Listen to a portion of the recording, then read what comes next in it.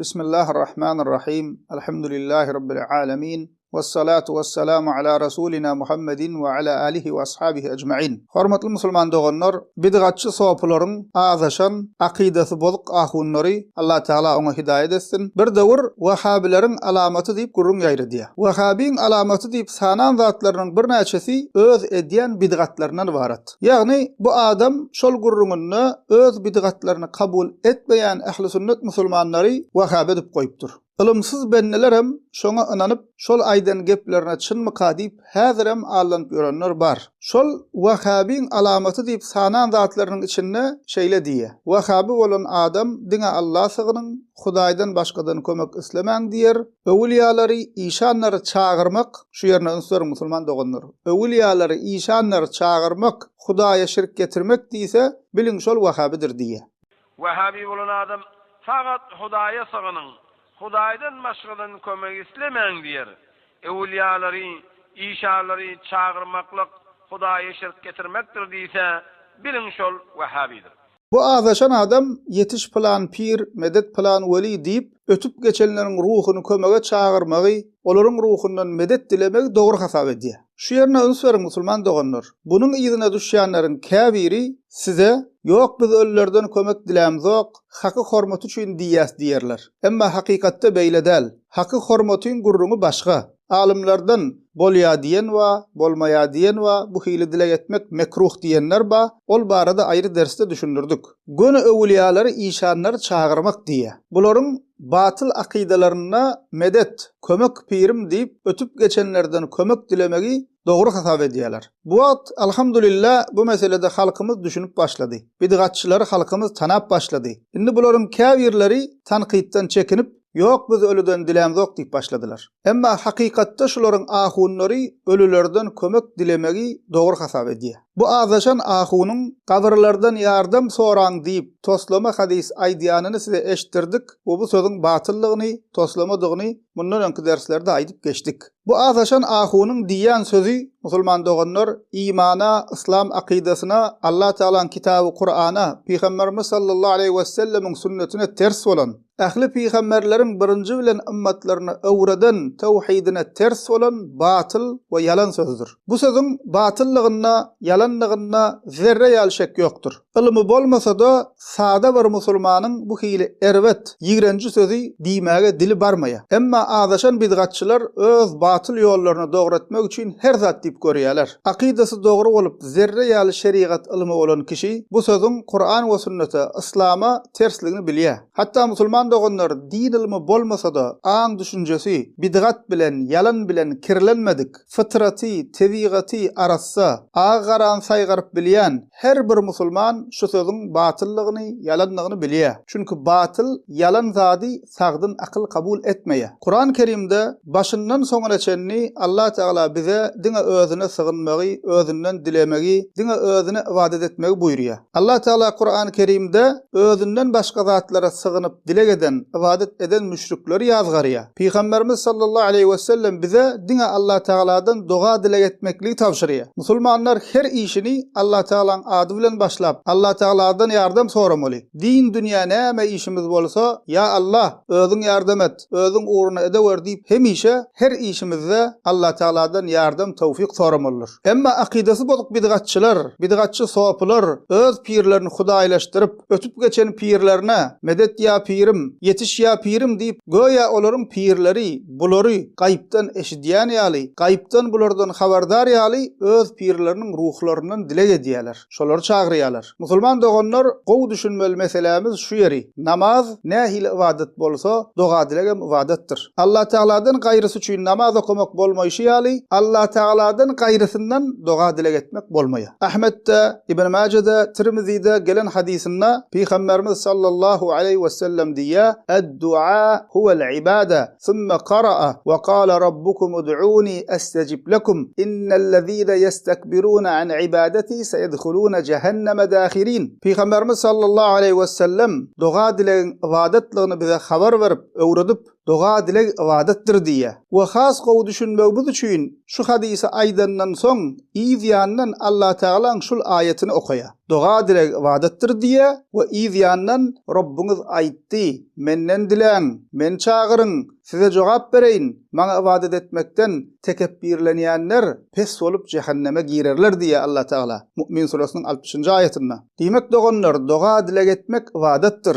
İbadet bolsa Allah Teala'dan gaýrysyna yüzlenip etmek bolmaýa. Kur'an-ı Kerim'de Fatiha surasının 5-nji ayetinde İyyâke na'budu ve iyyâke nesta'in diyas. Namazımızın her rekatında Fatiha surasını okuyas. Ve Fatiha surasının içinde biz dine sana ibadet edýäris we dine senden kömek medet dileýäris diýip aýdýas. Bu adaşan ahun bu ayetim ölçü düşündürüp yok zatlar aýdyp goýupdyr. Yeri gelende inşallah biz ol ýalňyş düşündürüşine de jogap bereriz. A'raf surasının 180-nji ayetinde Allah Teala diýär: "Velillahil esmaul husna fad'uuhu biha." Allah Teala'nın gözel atlar bardır. Şol atlar bilen Allah'tan dilen diye. Yani musulman dogonlar Allah Teala'nın Kur'an-ı Kerim'de ve sahih sünnette bize öwredilen 99 sany ady ba. 99 sany gözel atlar ba. Allah Teala dilek edemizde şol atlary bilen Allah Teala yüzlenip dilek edilýär. Misal üçin rızık gerekmi, bereket gerekmi, salih perzent gerekmi? Allah Teala'nın Er-Razzaq ady bilen Allah Teala ýalvarmaly. Keseliňe şifa gerekmi? Allah Teala'nın şifa berүүçi diýen ady bilen Allah Teala ýalvarmaly. We galan atlarym şeýle. Nisa surasının 32-nji ayetinde Allah Teala diýär: "Ves'alullaha min fadlih."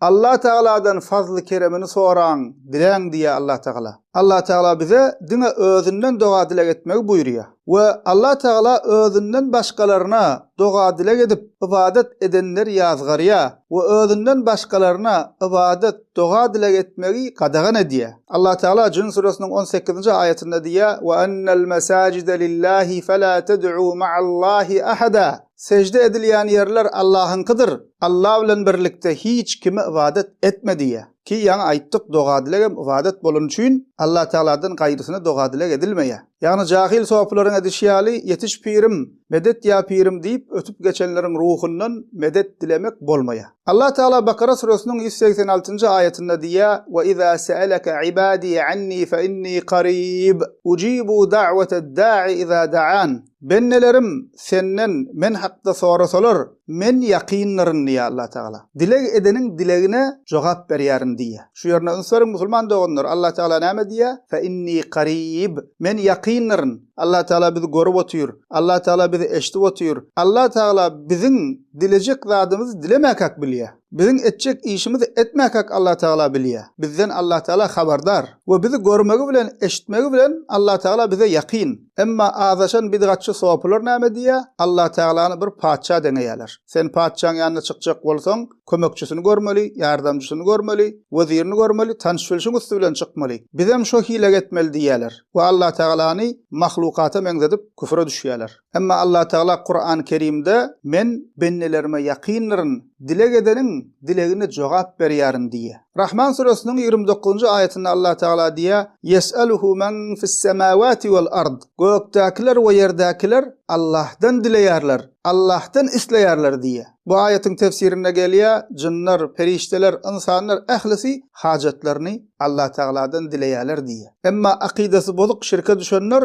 Allah Teala'nın ýany bilen ötüp geçenlerin ruhundan hem medet dileýärler. Tirmizi'de Ahmet'te gelen hadisinde Peygamberimiz sallallahu aleyhi ve sellem İbn Abbas radıyallahu anh'a nasihat ediyor. Ve şol nasihatların birem şu: "İza sa'alte fes'alillah ve iza ista'ante festa'in billah." Dilesen Allah'tan dile, yardım sorasan Allah'tan yardım sora diye. Peygamberimiz sallallahu aleyhi ve sellem İbn Abbas'a men dünýäden gaýdam soň ya Resulallah medet diýip maňa gyýgyr, öwliýalar çağır, pirler çağır, peygamberler çağır diýmeýär. Dilesen Allah'dan dile, yardım sorasan Allah'dan yardım sora diýär. Tirmizi'de gelen hadisinde Peygamberimiz sallallahu aleyhi ve sellem diýär: "Leysa şey'un akrama alallahi Teala mined du'a." Allah Teala'nın katında doga dilek etmekden kımmatly, hormatly zat ýokdur diýär. Çünkü Allah Teala elini açıp dilek edýän, hemişe Allah Teala sığınıp Allah Teala ýalwaryp gezýän kişi musulman öz ejizligini we hemişe Allah Teala mätäşligini Allah Taala yalvarıp zikir edip Allah Taala'dan dilep gezmeligini bilýär. İbn Majah'da gelen hadisinde Peygamberimiz sallallahu aleyhi ve sellem diýär: "İnnehu men lem yes'elillah yagzab aleyh." Kim Allah Taala'dan dilemese Allah ona gazap eder diýär. Yaradan Allah, rızkyny beren Allah, iýjeňi, işşeňi, gözüňi, diliňi, gulagyňy beren Allah, alem jahynyň eýesi Allah Taala, hemme zat Allah Taala'nın elinde. Emma gidýärler, oňa ýykylym, muňa ýykylym, medet pirim, medet şeyhim, medet plan. Peygamberimiz diýär, kim Allah'tan dilemese Allah ona gazap eder diýär. Bir Allah Taala'nın özünden dilek etmek, musulman doganlar İslamda iň möhüm ibadetleriň biridir. Emma Allah Taala'dan gaýry zatlardan doga dilek etmek, medet ya pirim diýip ölleriň ruhundan yardam hantama bolmak Hristiyanlaryň, Yahudilaryň akidasydyr. Çünki olaram öz inançlaryna görä weli diýip inanýan insanlaryň ruhlaryny çagyrýarlar. Şolaryň ruhlaryny medet dileýärler. Bu bolsa küfür we şirkdir. Diýmek musulman doganlar bu adaşan ahunyň diýen sözü Wahhabi bolan adam diňe Allah sygynyň Hudaýdan başga kömek islemäň diýer, öwliýalary, işanlar çagyrmak, Hudaýa şirk getirmek diýse, biliň şol Wahhabidir diýen sözü musulman doganlar kim şu sözü diýen bolsa, şonuň özü akidasy bozukdur. Tawhide dogry düşünmedik, adaşan adamdyr.